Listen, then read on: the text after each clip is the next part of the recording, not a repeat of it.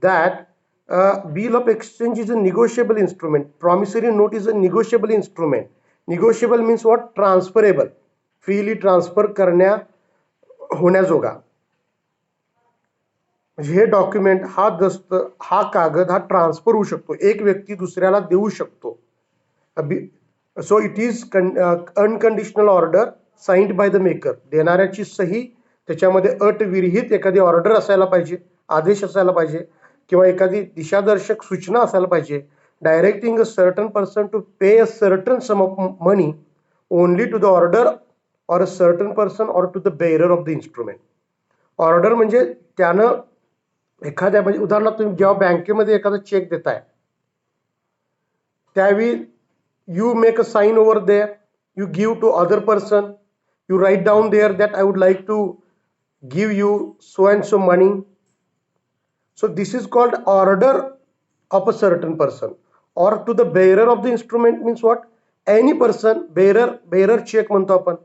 Bearer check means what? की any person who is holder or who is holding that instrument. Suppose I have signed a check, for example, in favor of Mr. A, and if Mr. A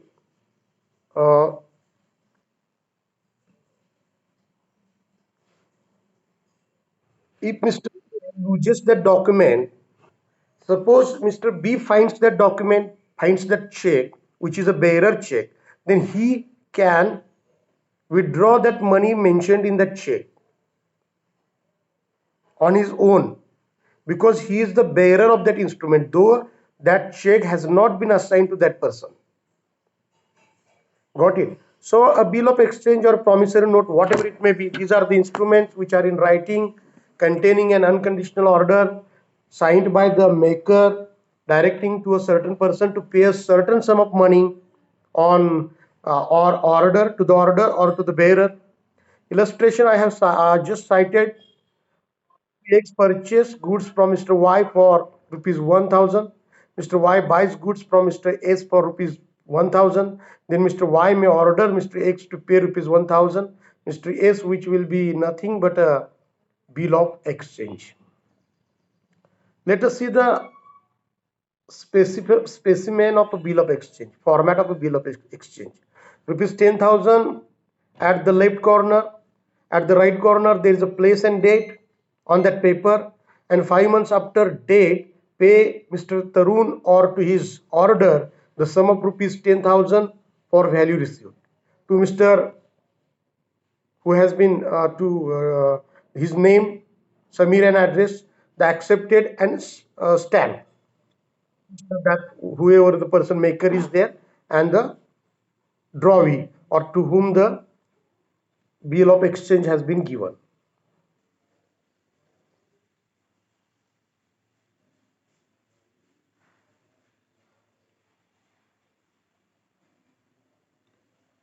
Okay, still you see this document? दिसते का तुम्हाला?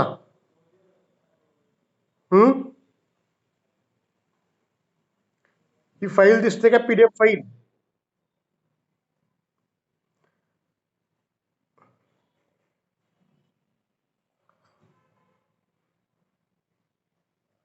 Okay, so parties to a bill of exchange.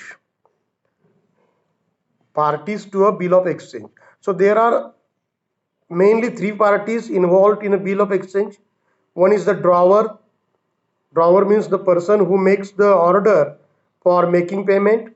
In the above specimen as a given, Mr. Rajiv is the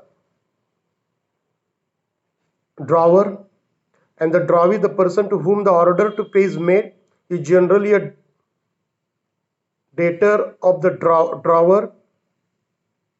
The payee is the person to whom the payment is to be made. In this case, it is Mr. Tarun. Mr. Tarun, 5 months after date, pay Tarun is the payee. Drawee is the Samir, and drawer is the Rajiv here. So these are the three parties are there: the drawer, the drawee, and the payee. The drawer can also draw a bill of in his own name, thereby he himself becomes the payee. Here the words in the bill would be paid to us or order. बघा, आपण जेव्हा आपला स्वतःला check देतो, कसं देतो? पे to self किंवा स्वतःचं नाव टाकतो. पे टू अस किंवा पे टू सेल, बरोबर. मग ह्या केसमध्ये मी जर मला चेक दिला असेल तर ड्रॉवर पण मीच आहे आणि पेई पण मीच आहे. So in a bill where a time period, I am citing here the examples of a check because nowadays everywhere check is accepted or being accepted. Bill of exchange only is accepted in specific areas, in particular business or particular commercial types of region.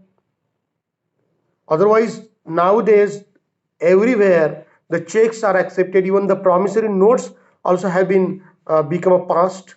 So the drawer can also draw a bill in his own name.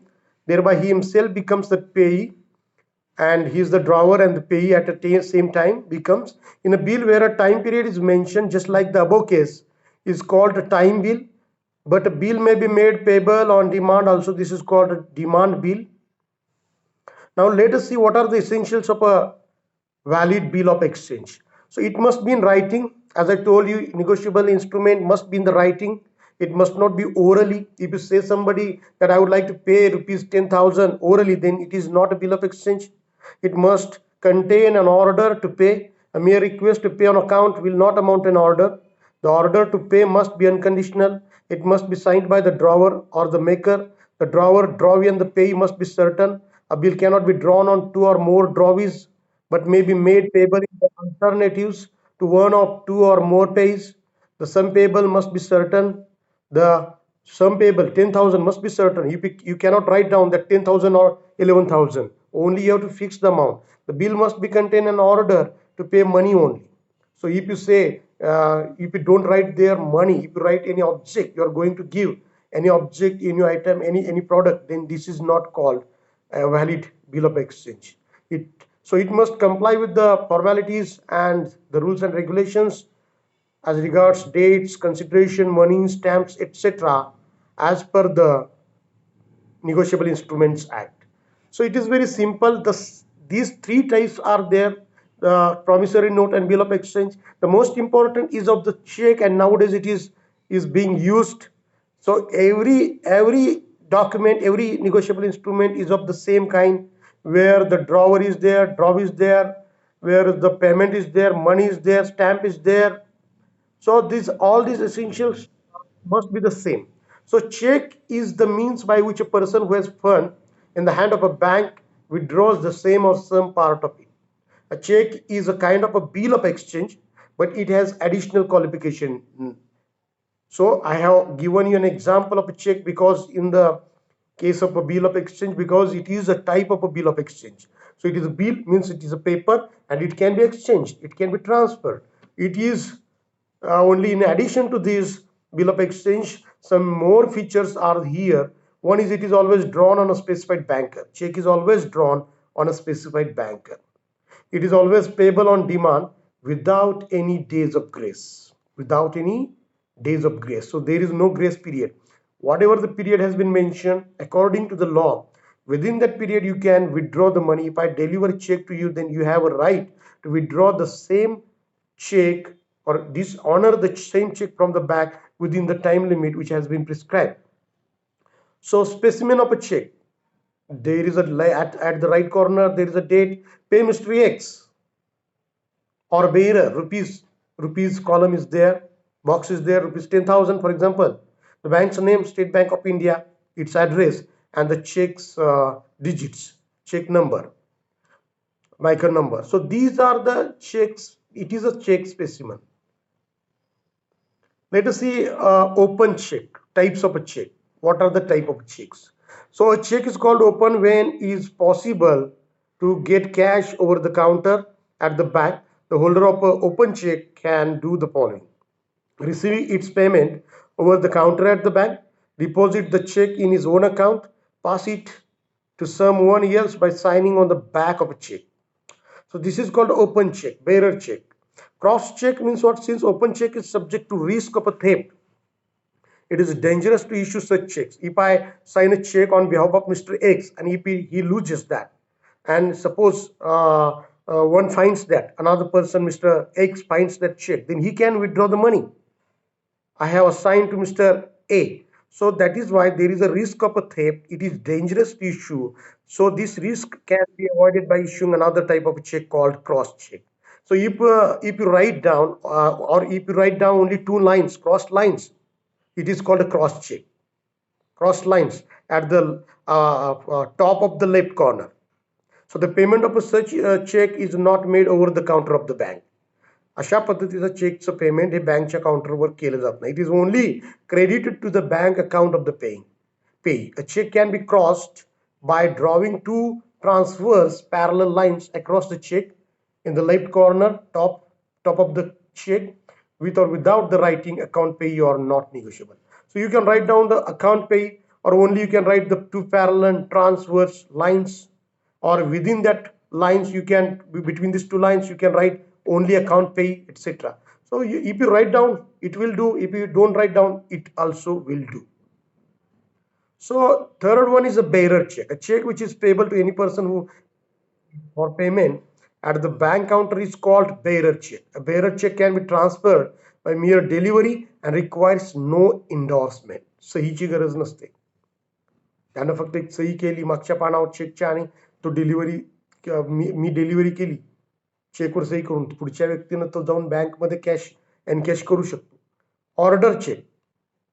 An order check is one which is payable to a particular person. In such check, the word bearer may be cut out or cancelled and the word order may be written. The payee can transfer an order check to somebody else by signing his or her name on the back of it. Let us see the specimen of the check. So there is this is the line. Can you see this? Account payee only. I'm zooming it. Can you see it, students? The left corner top of the check there is account pay only. This is called a cross checks. There is a date, name, amount, signature of the drawer, bank name. So तुम्ही हे check कदाचित तुम्ही वापरलेला असाल, कदाचित तुम्ही हे check बँकेत जाऊन deposit पण केला असाल, त्यामुळे कदाचित तुम्हाला त्याचं प्रॅक्टिकल नॉलेज पण असणार आहे. Now let us see what will happen if the check is dishonored. Suppose तुम्ही मला एखादा चेक दिलाय, की मी तुम्हाला एखादा चेक दिलाय 1,00,000 रुपयाचा मिस्टर एक्सला, आणि मिस्टर एक्सनं तो बँकेत दाखल केला आणि माझ्या कॅशमध्ये माझ्या अकाउंटमध्ये पैसे नसल्या कारणाने तो डिसऑनर झाला. म्हणजे ज्याला आपण मराठीत वटला नाही असं म्हणतो. चेक वटला नाही. चेक वटला नाही म्हणजे dishonour of the cheques. It is not honoured. It is not. त्या अशा केसमध्ये लीगल प्रोव्हिजन्स काय काय आहेत बघायला पाहिजे. So bill of exchange or a check can be dishonored by non-acceptance in the following ways. One of the essential features of bill of exchange or a check is that the bill payable or a fixed determinable future date must be presented to the drawee for acceptance first and then presented for determinable payment on due date. If the bill or a check is accepted by the drawee, it is expression of the intention to pay by signing the bill with the due date. Drawee means here bank.